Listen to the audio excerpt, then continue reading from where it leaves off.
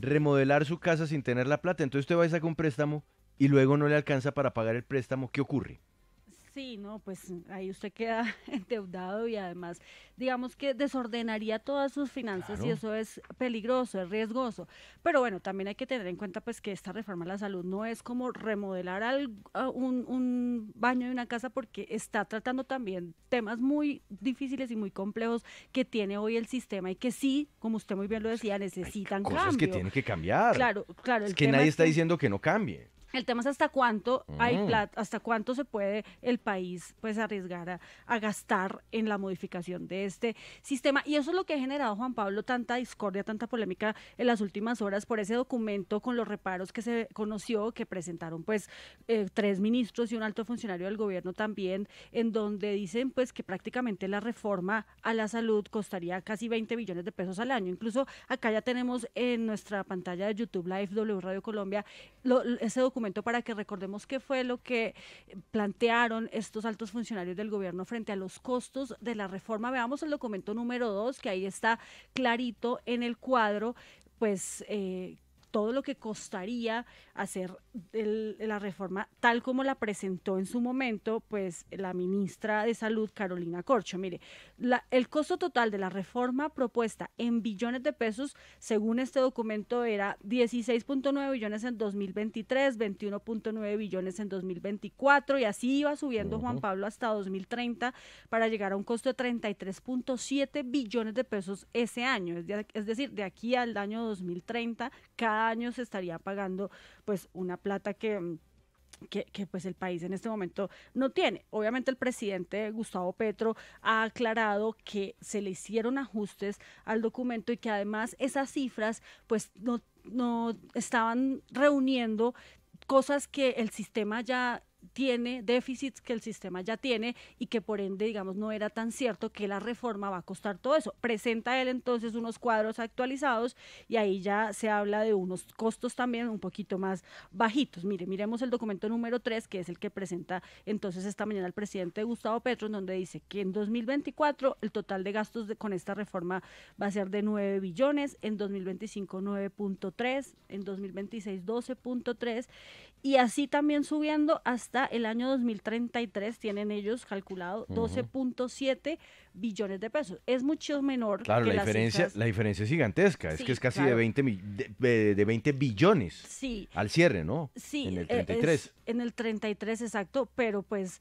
es por lo que el presidente aclara que en estas cifras actualizadas pues ya no se está teniendo en cuenta lo que hoy se paga por el sistema de salud. Ujú. Digamos que eso habría que sacarlo porque eso no tiene nada que ver con reforma o no. Digamos, si no hay reforma igual tocaría pagar eso.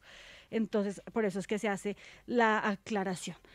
Pero para saber si hay plata, ya sea estas cifras que presenta el presidente o las que pues sus ministros dijeron inicialmente en las observaciones que hicieron a la reforma, queremos hablar con el director del Comité Autónomo de la Regla Fiscal, Andrés Mauricio Velasco, quien está hasta ahora con nosotros aquí en Sigue la W. Gracias por atender esta llamada, Andrés, y bueno, ¿qué decir frente a la importancia de respetar este control, esta regla fiscal que, que pues también es la que le pone disciplina al país y un límite para que no nos endeudemos tanto? Buenas tardes, Paola. Muchas gracias, Juan Pablo. Buenas tardes. Eh, sí, la regla fiscal, hemos hablado en un par de ocasiones antes, es la institución que le permite al país garantizar que nuestras cuentas cierran. En el ejemplo, digamos, que oía antes y que Juan Pablo ponía, si usted se endeuda más de la cuenta, llega un momento en que los bancos, pues puede que le sigan creyendo, pero le suben la tasa de interés y usted deja de ser tan sostenible como era antes. Entonces es clave que los gastos se ajusten a los ingresos. Y el precepto de la regla fiscal que opera en Colombia hoy en día es el precepto de usted debería en el mediano y largo plazo financiar gastos estructurales con recursos estructurales. Entonces, eso es lo que dice la regla fiscal, eso es un conjunto de fórmulas y nosotros, el Comité Autónomo de la Regla Fiscal, del cual yo soy director técnico, pues ejerce veeduría sobre eso y tiene conversaciones con el gobierno sobre ese tema. Sí, Bueno, pero entonces ahora sí, entremos en materia frente a la reforma a la salud y lo que se ha discutido en las últimas horas y es de el costo que puede tener esa reforma para el país. ¿Colombia tiene en este momento plata o podría endeudarse más para cambiar todo el sistema como lo quiere hacer el gobierno del presidente Gustavo Petro? Mire, las cifras son las siguientes. Y yo creo que aquí pues, nos toca sujetarnos a la información que tenemos disponible. Digamos, sé que durante el fin de semana se, se producen unas cifras que se hacen públicas en la carta que se ha denominado la Carta de los Ministros. Esa carta pues, no tiene, digamos, unas firmas, nosotros no sabemos cuál es la fuente exacta, digamos, de las cifras que se están compartiendo ahí. Posteriormente, sale, digamos, en el Twitter del presidente de la República esta mañana a las 7:15 de la mañana un cuadro. A mí me parece que es responsable hablar, digamos, sobre las cifras que vemos en ese cuadro, en la medida en que, primero, el presidente afirma que este cuadro, digamos, es la última versión de la reforma, y segundo, pues que es un cuadro que viene no filtrado, sino que es un cuadro que viene con un responsable que es claro, que es el presidente de la República. Entonces, pero me gustaría dar dos pasos antes para poner en contexto unas cifras previas que yo creo que van a ayudar para que todos los que nos están oyendo y viendo entiendan, digamos, cuál es la situación. Colombia es un país que sale de la pandemia en unas circunstancias de mucho endeudamiento. A nosotros nos toca gastar en muchas cosas que son importantes y el país termina con una deuda que quiero que tengan en la cabeza que está por los lados de los 60 puntos del PIB. ¿Por qué hablamos en puntos del PIB los economistas? Porque cuando las cifras se salen de billones y son cientos de billones de pesos, o miles de billones de pesos, es muy difícil hacerse a una idea de qué estamos hablando. Y por eso, para facilitar el entendimiento, hablamos en términos de porcentaje del PIB. Entonces, la deuda de la nación es 61% del PIB en el año 2021, 59.6% en el año 2022, y la meta que nosotros nos hemos impuesto como nación, que está en la ley, ¿cierto?, es bajar esa deuda al 55%. Y tenemos que hacerlo cuanto antes. ¿Por qué cuanto antes? Porque entre más rápido lo hagamos, pues más barato va a ser poder financiarnos, y no solamente el gobierno, todos en la economía. Entonces ese es como el primer tema. Para hacer eso, el gobierno tiene un plan, y ese plan lo publicó en junio del año pasado en el marco fiscal de mediano plazo, y lo publicó otra vez en diciembre en una cosa que se llama la revisión del plan financiero. Y esa revisión del plan financiero de este año fue atípica porque presentó cifras para los próximos 4 años. Entonces podemos hablar de una actualización del plan financiero de 4 años que es muy importante. Y en ese plan, ¿cierto?, se fijan unos topes de gasto, que es un poco la pregunta que le decía Juan Pablo a Paola y que yo creo que sacó 4,5 en la respuesta. Le fue muy bien. Porque ella habló de ese tope de gasto. Entonces, yo les quiero contar cuáles son esos topes de gasto para que los tengan en la cabeza. El tope de gasto para el año 2023, sin intereses, o sea, después de pagar los intereses y sin pagar el tema del Fondo de Estabilización de Precios de los Combustibles, asciende en el año 2023 a 18.3 puntos porcentuales del PIB. En el 24 a 18 puntos del PIB. En el 25 a 18.6 puntos del PIB y en el 26 a 18.6 puntos del PIB. Ese es el límite. Ese es el tope. Entonces ya tenemos un tope. Todos los gastos de la nación que no sean intereses o FEPEC tienen que caber dentro de ese límite. Entonces, a la pregunta concreta de Paola, si cabe o no cabe, el gobierno tendrá para pasar la ley, tendrá que hacerlo caber. Tendrá que hacer que no solamente esta reforma, sino todas las demás se puedan costear con ese límite de gasto. Sí. Eso es lo que dice la regla fiscal. Ahora sí. Perdóneme ahí, director Andrés Velasco, director técnico del Comité Autónomo de la Regla Fiscal. Yo quiero que miremos hacia atrás, porque, bueno, digamos que hoy está haciéndose ruido en torno a la regla fiscal y el nivel de gasto del gobierno, por la reforma a la salud y el documento que se conoció este fin de semana. Pero en el pasado, si miráramos hacia gobiernos anteriores, la regla fiscal es muy reciente, es algo del 2012, tiene 10 años. Eh, ¿Ha habido gobiernos que se han volado la regla fiscal?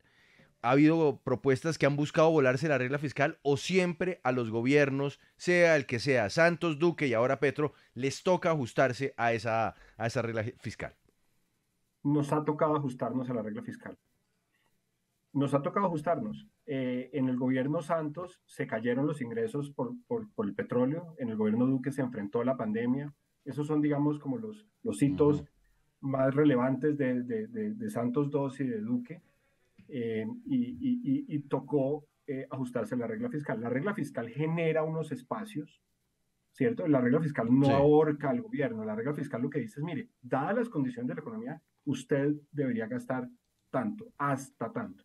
Y hasta ahora la regla fiscal ha sido respetada por los gobiernos en todos los años. Digamos, hasta ahora no hemos tenido un incumplimiento de la regla fiscal. Ahora, lo que pasa es que los espacios que generó la regla fiscal a veces no le gustan mucho a los mercados.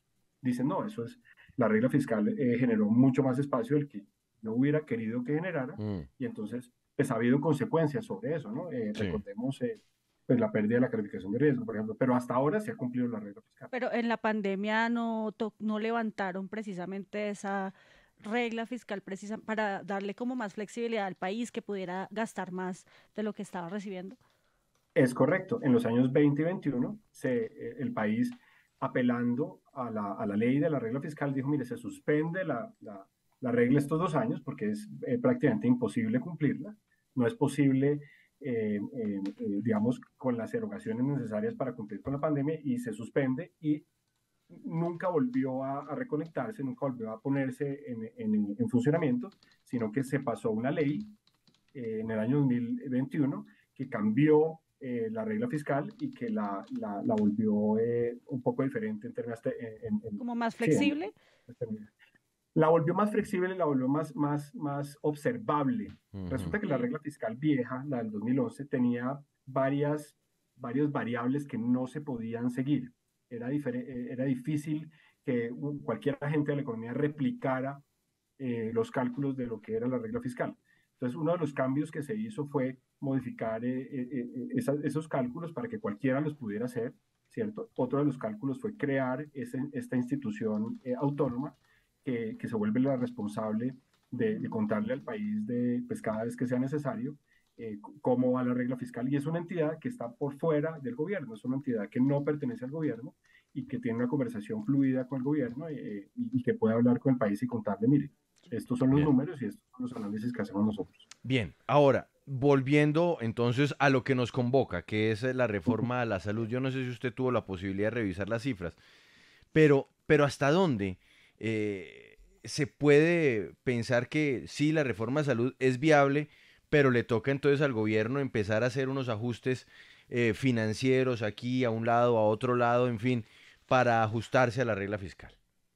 Sí, el gobierno o el presidente, digamos, en la tabla que presenta esta mañana, presenta una tabla Ujú. no la presenta para 23, o sea, la presenta de 24, de 2024 en adelante. Ujú. Eso nos dice, digamos, que los cálculos que se están haciendo implicarían que la reforma, digamos, entra, digamos, a requerir recursos o a proporcionar recursos a partir del año 2024 hasta el 2033. Y lo que nos muestra la tabla es, nos lo muestra en un lenguaje en un idioma que los macroeconomistas entendemos bien, que es el idioma de las fuentes y de los usos. Entonces, de las fuentes y de los usos. En Ujú. la parte de arriba de la tabla dice costo fiscal, esos son los usos, ¿cierto? Y dice gastos directos de la reforma. En el año 24 eso asciende a 5,4 billones de pesos, 5.493 billones de pesos. Y perdón, 5,4 billones, o Billones, sea, sí. 5.493.000 millones de pesos. Y después dice gastos contingentes, 3 billones 3.5. 540, Ujú. exactamente, 3,5 para un total de gastos de 9 billones de pesos. Entonces, uno entiende en esa tabla que este es el costo de la reforma solamente, es el costo de la reforma. Y más adelante, en un renglón, en el penúltimo renglón, aparecen otros costos, que dice gastos sin reforma. Entonces dice, antes de la reforma, el sistema de salud costaba 86.2 billones de pesos. Cuando nosotros revisamos estas cifras, y aquí es importante que nos entiendan, a nosotros no nos gusta hablar sin cifras en el comité, porque nosotros necesitamos ser precisamente los que no estamos especulando, sino los que hablamos con las cifras. Estas cifras salieron hoy a las 7:15 de la mañana. Entonces, las seguimos obviamente revisando y tenemos interacciones con el gobierno más adelante del día para entenderlas mejor. Pero lo que nos muestran estas cifras es que la reforma implicaría una erogación más o menos del 10% adicional, al menos en los primeros años. Del 10% del costo de la salud. Del sistema, Entonces, yo creo que del sistema. Entonces, la primera conclusión que nosotros sacamos, digamos, de esto es la reforma, digamos, no es neutra, es una reforma que implica unos gastos adicionales. Y unos gastos adicionales por más o menos el 10% adicional. En la parte de abajo del cuadro, que publica el presidente en su mensaje de Twitter, aparecen fuentes del sistema general de seguridad social en salud, y por un total de 87 billones de pesos, 87,9 billones de pesos en el año 2024. Entonces, cuando uno saca, digamos, el saldo que está ahí en el cuadro, que es el total de las fuentes menos los gastos sin reforma, aparecerían disponibles 1.600.000 millones de pesos. Y en la parte de arriba aparece que los gastos adicionales son 9 billones de pesos. Entonces, digamos, la resta que podemos hacer todos, da 8. cualquiera de nosotros, Da 8. es que nos hacen falta unos 7 billones de pesos millones y medio. largos en el año 2024. Entonces, la pregunta es, ¿alcanza o no alcanza? No podemos contestarla con esa resta todavía, porque la respuesta de si alcanza o no alcanza depende de cómo va a utilizar el gobierno esos cupos de gasto de los que hablamos anteriormente. El gobierno tiene un techo de gasto, y es un techo de gasto que le tiene que alcanzar para todo, para funcionamiento, para todas las inversiones, para todos los programas sociales y no sociales, para los planes de inversión, para absolutamente todo. Claro. Y el gobierno tiene que decidir, ¿cierto?, cómo se va a gastar esos recursos. En el año 2024, esos recursos ascienden a 18% del PIB, ¿cierto? Sí. 18% de un PIB. ¿Como 180 billones? ¿Un poco más? Sí, eso 200 billones. Algo más o menos así, algo más o menos por el estilo. Son 1.500 billones, serían 270 billones de pesos. 1.500 billones por el 18% son 270 billones de pesos. Entonces, ellos tienen que decidir, digamos, el gobierno le tiene que presentar, y es una decisión pues que pasa por el gobierno, pero que se formaliza en el Congreso de la República. Sí. Pues, Sí, ¿cómo funciona directo. esto? Sí, medio minuto más. ¿Cómo funciona esto? El gobierno presenta en junio de este año un plan de ingresos y gastos que se llama el marco fiscal, y después de eso presenta el presupuesto general de la Nación para el año 2024, y en ese presupuesto general de la Nación pues tendrá que asignar los recursos que aparecen en esta tabla como que hacen falta para buscarles el financiamiento y que se cumpla el tope de gasto, que es lo que la regla fiscal vigila. Sí, pues mire, teniendo en cuenta todas esas cifras que usted nos está mostrando y que además ustedes dicen, bueno, nosotros solamente trabajamos es con las cifras porque pues obviamente por ser el comité que revisa todo el tiempo la regla fiscal, pues tienen que ser bastante rigurosos con esto. Pero es que además llama mucho la atención que uno de los ministros que puso reparos pues sea el ministro de Hacienda, José Antonio Campo, que es quien es uno de los que maneja el que maneja las cuentas del país. ¿Cómo desde el comité ustedes ven esos mensajes que se están enviando desde el gobierno, que sean unos ministros los que muestren unas cifras que son completamente diferentes a las que está mostrando ahora el presidente? Y además que dentro de los ministros que están mostrando las cifras, pues el de Hacienda. Sí, yo creo que hay que entender que hay una temporalidad en las cifras que estamos observando, ¿no? Ya pues nos mostrará el ministro de Hacienda en la comunicación que le conteste al Congreso de la República cuáles son, digamos, las cifras definitivas. Lo que el presidente dice en su mensaje de Twitter es que la reforma está cambiando constantemente. Yo quiero hacer dos precisiones ahí. La ley 819 del año 2003, en su artículo séptimo, que es una ley vigente, dice que todas digamos, en resumen, dice que todas las normas que se tramiten en el Congreso deben atender al criterio de sostenibilidad fiscal y, por lo tanto, deben contenerse dentro del marco fiscal de mediano plazo. Esa norma, ese artículo séptimo de la ley 819 es muy importante porque es lo que blinda que el Congreso de la República no pase pues leyes que no son financiables. Cuando Juan Pablo preguntaba anteriormente, en el pasado, miremos hacia el pasado, cómo ha funcionado, pues es ese artículo y de esa ley la que prevé que nosotros pues, en Colombia tenemos que ser muy juiciosos con nuestras cuentas y solamente se pueden aprobar proyectos de ley que tengan unas erogaciones que cumplen Claro. con el marco fiscal de medio plazo. Sí, Entonces, sí. Andrés, ¿ustedes cuándo tienen que chequear ya cifras definitivas de esta propuesta? Exacto. ¿O Entonces, no hay un término en medio del proceso de no, trámite de la ley en el Congreso? no, una cosa que no ha pasado y que no nos permite hablar con toda tranquilidad sobre las cifras, porque hasta ahora pues, son cifras que van saliendo, digamos, sin fuente en el tema de la carta del fin de semana y preliminares, como el presidente la presentó en su mensaje de Twitter, es que no se ha cumplido el concepto técnico que el Ministerio de Hacienda y Crédito Público debe enviar al Congreso de la República con sus comentarios y su validación sobre el proyecto de ley que se presentó sobre la salud.